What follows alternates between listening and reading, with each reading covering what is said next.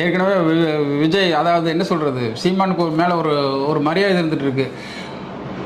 இது வந்து அரசியலில் வந்து கண்டிப்பாக நான் சொல்கிறேன், எழுதி வச்சுக்கோங்க. சீமான் வந்து விஜய் கூட சேர்ந்தாருன்னா சீமானோட இமேஜ் காலியாகிடும்.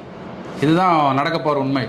அதான் வெளிப்படையாக எல்லாத்துக்கும் தெரியும், வந்து விஜய் கூட சேர்ந்தாருன்னா ஓட்டு வாங்கிடுவார் பண்ணிடுவாருன்ட்டு. இப்போ விஜய் நடத்தையும் பேச்சுக்களும் சீமானோட பேச்சுக்களும் கொள்கைகளுக்கும் நிறைய வித்தியாசம் இருக்குது.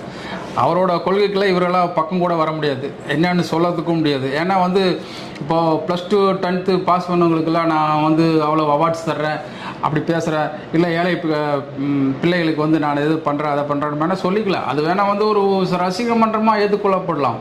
ஆனால் வந்து அரசியலாக வந்து ஓட்டாக மாறாது அப்படிங்கிறது தான் யதார்த்தமான உண்மை. அதுக்கு வந்து நிறைய விஷயங்கள் செய்யணும், கற்றுக்கணும். பொது இடத்துல வந்து ஸ்பான்டனைசேஷன் சொல்லுவாங்க, அதை வந்து தான் தோற்றி தரணும், உடனே அந்த டைமிங்கில் வரணும், பேச தெரியணும். அது இருந்தால் தான் ஜெயிக்க முடியும். அதெல்லாம் வந்து அதுக்கே எம்ஜிஆர் 1972